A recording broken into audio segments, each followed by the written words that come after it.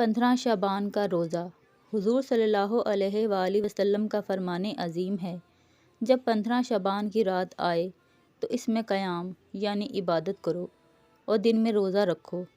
بے شک اللہ عز و جل غروب آفتاب سے آسمان دنیا پر خاص تجلی فرماتا اور کہتا ہے کوئی مجھ سے مغفرت طلب کرنے والا کہ اسے بخش دوں، ہے کوئی روزی طلب کرنے والا کہ اسے روزی دوں، ہے کوئی مصیبت زدہ کہ اسے عافیت عطا کروں، ہے کوئی ایسا اور یہ اس وقت تک فرماتا ہے کہ فجر طلوع ہو جائے۔